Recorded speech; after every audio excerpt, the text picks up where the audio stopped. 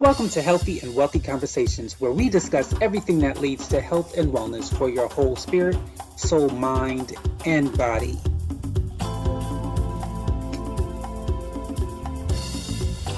So, welcome to Healthy and Wealthy Conversations. I am Casey Bell, your host, and today our guest is Bracha. Pronounce that for me? That's right, Bracha Goetz. Good. Bracha Good job. Goetz. And you are here to discuss your personal testimony of health. And so the first question I'm going to ask you is, first take us on a journey of why are you here? Why you're here on this show?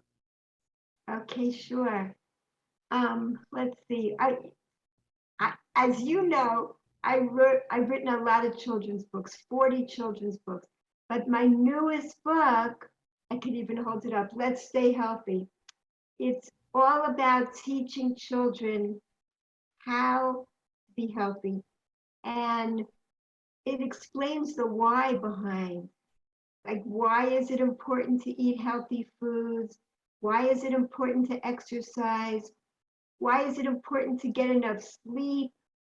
Why do we need to wash our hands with soap and brush our teeth and even floss our teeth? Like these are things people talk about to children, but why?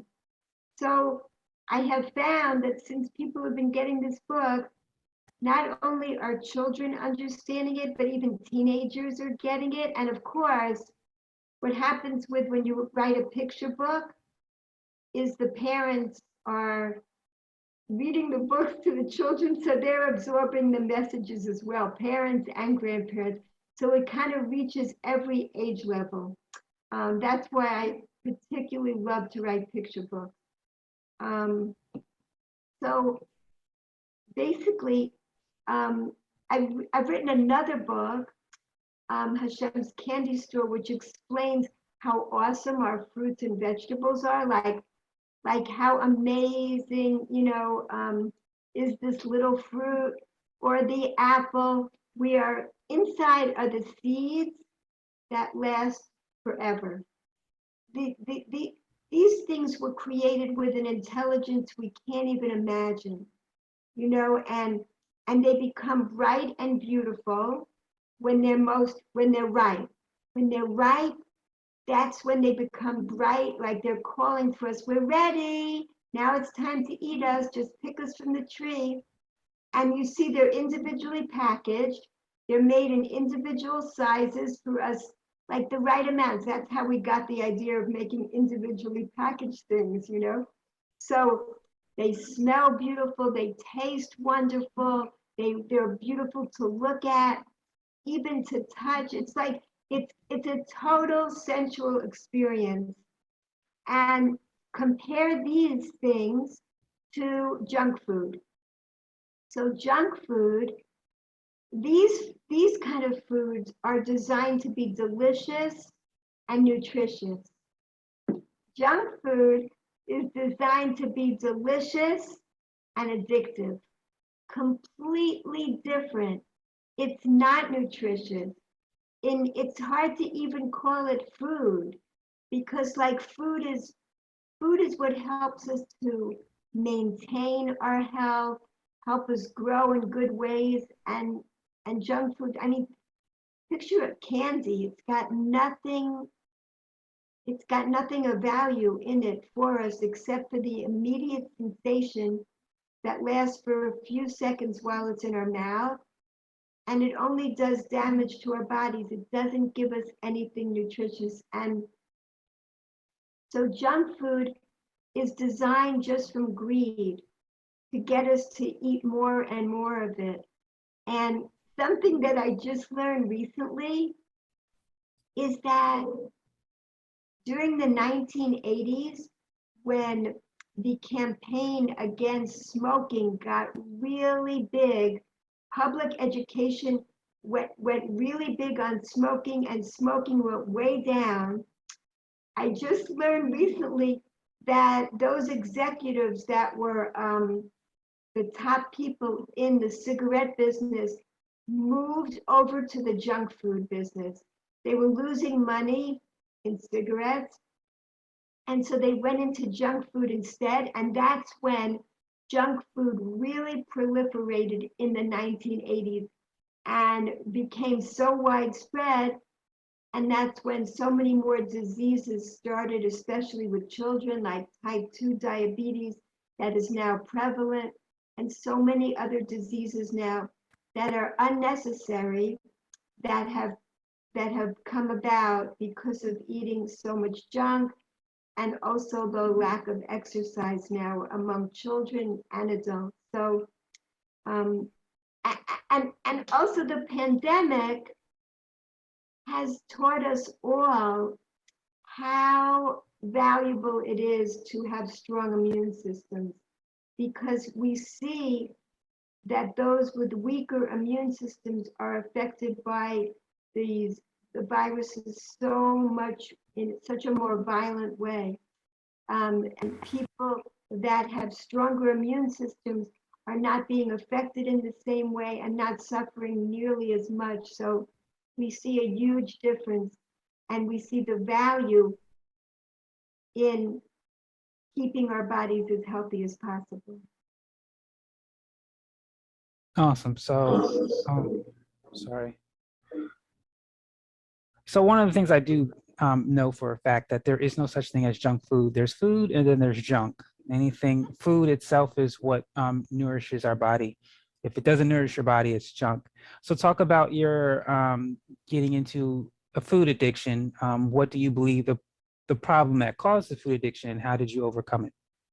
Yeah, well, I have a memoir. The only book that I wrote for adults is Searching for God in the Garbage, because that's really what I was doing, looking in all the wrong places for what could fill the emptiness inside of me.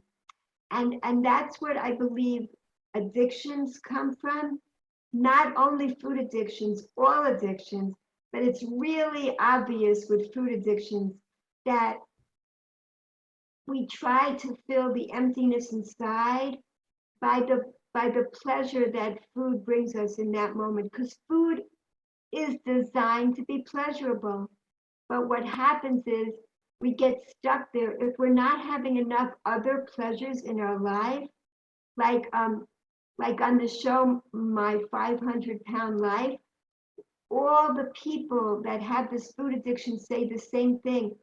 The only pleasure I was getting from life was from food. So the way to overcome food addictions is to bring more pleasure into your life, not less, not restrictions. Bring on the pleasure. And there's an abundance of pleasure. We overeat because we feel there's a scarcity of pleasure in our lives. So so what I learned about, which changed my life, was the 5 levels of pleasure.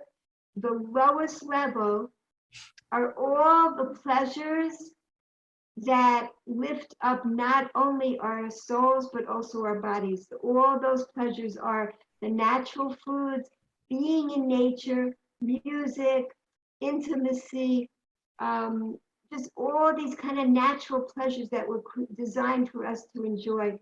So when we experience these pleasures in a natural way, it uplifts not only our body, but also our soul. And the next level of pleasure is love, but it's not dependent on anybody else. In prison, you can experience love just by thinking about, what do you value in another person? What virtues does another person have that you can appreciate? Like, let's say a person is incarcerated. If they think about something their grandmother once did for them, they are filled with that emotional feeling, that warm feeling of love, which is an even more lasting pleasure than this can bring. What's higher than that is meaning. Doing something meaningful in your life brings an even more lasting pleasure. What's higher than that? Creativity. Doing something uniquely, putting a unique part of yourself into the world. When you're involved in something creative, you don't feel like sleeping or eating or anything. You're in a special zone of joy, of creativity. And the highest level of all is transcendence. It's when we have clarity that we are connected to everybody and everything and to source. We all share source energy. So it's when we also transcend our own limitations, when we overcome our addictions. It's like that's the greatest joy there is.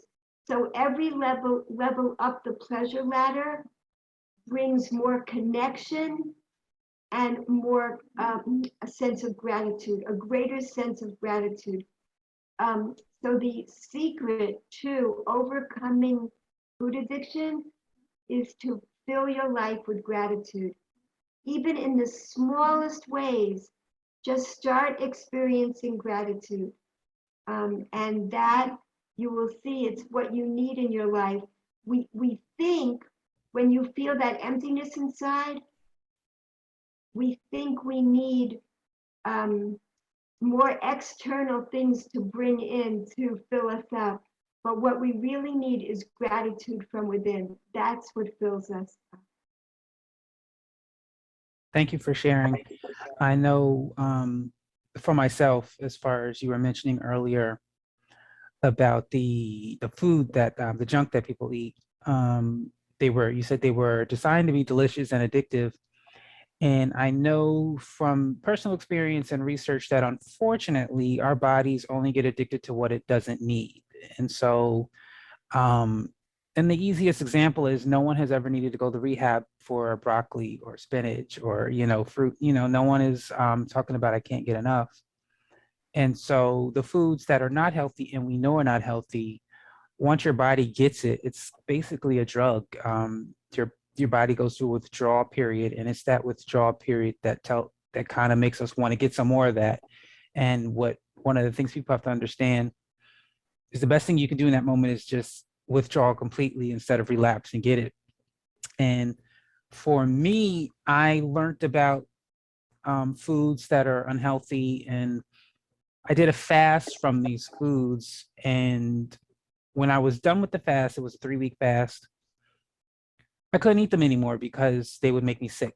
Because my body started. I know when you fast from anything that's unhealthy, 3 weeks or more, your body resets, and it's one of the reasons why sometimes when someone goes through drug rehab and then they relapse, they die immediately, is because once the body is used to not having it, even though it was used to having it, if you go back, it could kill you. So I started getting really sick when I would go back to eat certain things, and I had to realize I got to give it up completely because the sickness is not good. And so talk about for yourself, your own personal experience of these foods that you realize are just not healthy. Yeah, I loved hearing what you just said. That was an awesome sharing. For myself, whenever I feel like overeating, I mean, this is something that doesn't go away. It's not having a little piece of chocolate that's a problem. It's that when we eat junk, we tend to overeat it. So when you feel like overeating, these are things that have helped. But even if you're not, like, one of the things that helps is chewing slowly. Even when you're eating something that's healthy, it raises the whole experience to an experience of gratitude. Um, I learned don't create your next spoonful or forkful of food until you've completely chewed what's already in your mouth. That is such an amazing experience because it's like boring. You're sitting there and you're just chewing, and then you start realizing, oh, wow, I'm missing this. This is an experience. It's meant to be pleasurable. And you don't just start stuffing your mouth without thinking, which is so wonderful. And then from that, you can extrapolate it into the rest of your life. In other words, you start not wanting to bite into the next thing. you start appreciating what you have right now. And I want to say that this applies to the wealth concept as well. Um, Something that's taught in the ancient Talmud is who is rich? Those who are happy with what they have. That is really the secret to wealth. Adding gratitude to your life, appreciating all that you already have, all the blessings that are present in your life. If you're listening to this podcast right now, you have ears that hear, you have a brain that's working, you're breathing. And that's such a gift that you're breathing. You know, every moment of breath is like, here's life. We're giving it into the world, we're giving it to the vegetation, and here's life. We're receiving it. It's amazing.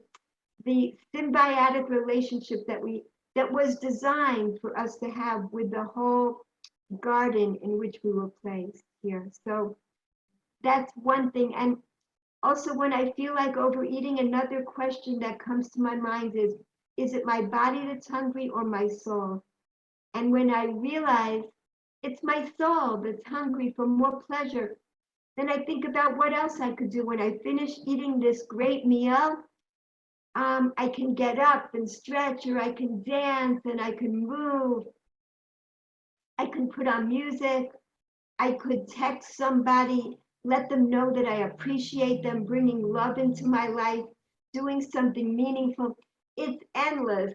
There's an abundance of ways to have pleasure, and we just get stuck by thinking the only pleasure in our life is this physical substance when there's so many other ways to bring pleasure into your life right this moment, empowering ways not dependent on anybody else, that you can add more pleasure into your life.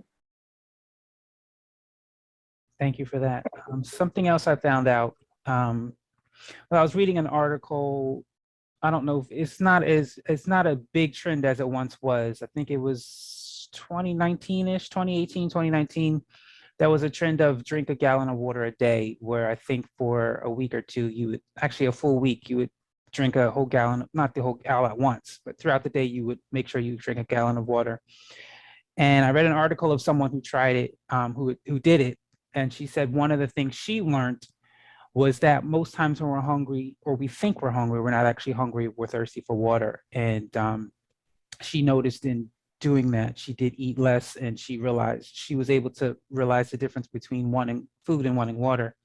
And when I read that article, that's when I really started paying more attention to, because especially when you just finished eating and you're satisfied, and then like an hour later, you want to eat again, I began to say, well, let me test this out. And I remember drinking water instead and realized, oh, my body wanted water, not more food. And so that is definitely another thing is watch your water intake. I personally wouldn't, because I heard it's not safe to drink that much water in a day, so I wouldn't suggest that idea to people. I still would consider people drinking more water and considering more water, because we are 75% water. And what people don't understand, when you drink water, most of it goes to the brain, and the body doesn't get what it needs because we're not getting enough of it, because the brain is selfish and wants to take most of it for itself. And so I would definitely say pay more attention to your water intake, because that will really change um, your want for food. And definitely consider doing something, reading, taking a walk, because sometimes we eat out of boredom instead of out of hunger. And so definitely that. And so I want to thank you for sharing your story.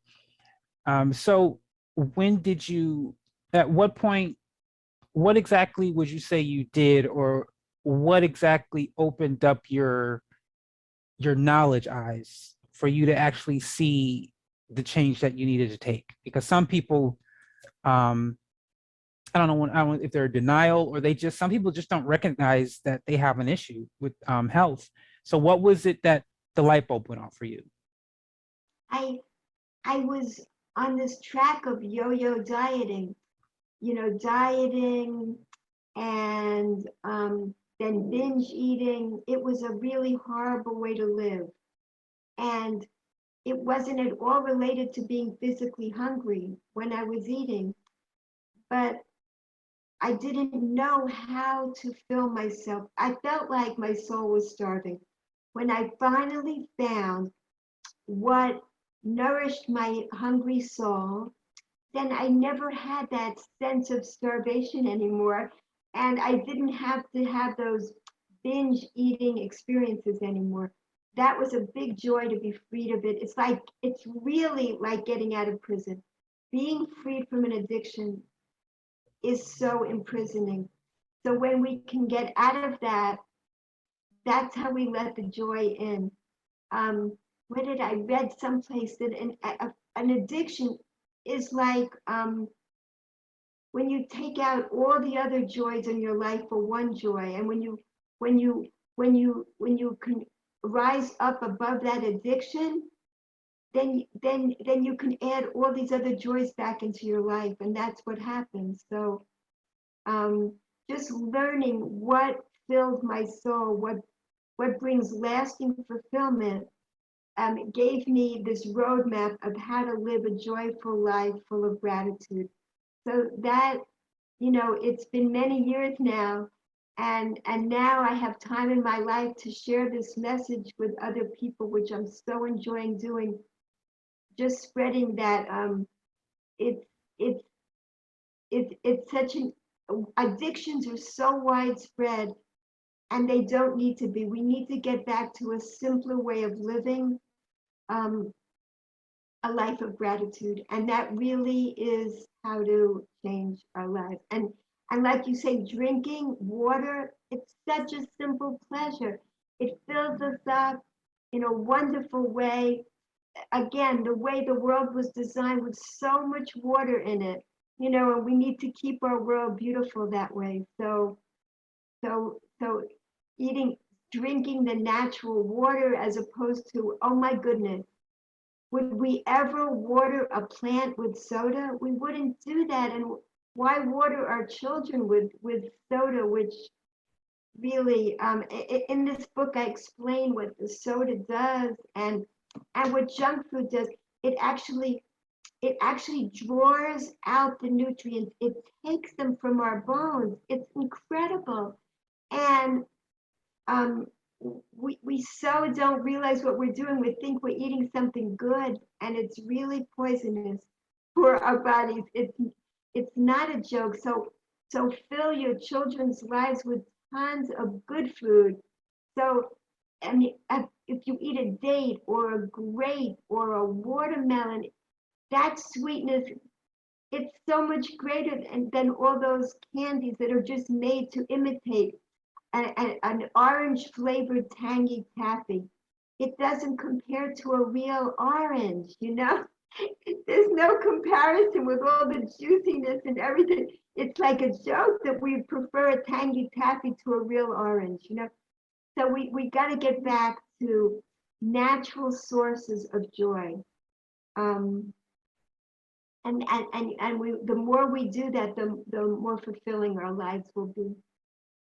All right, last question, or you can, any encouraging words you would give to someone watching this who is either contemplating or finally acknowledging that it's time to make a change. They need to change something, because I know depending on the sickness, some doctors will let a patient know, okay, there are certain foods you need to stop. And if you don't, bad things will happen. And we know that sugar kills more people in America than cocaine and heroin combined. They call it diabetes. It's just sugar. We know that it can cause blindness. It can cause, your limbs being, and people know that. And yet, when the doctor says it's time to stop, they find it challenging. And so what encouraging words would you give to someone to let them know it's first of all, it's okay to, don't feel guilty. You still need to, though, you need to do something.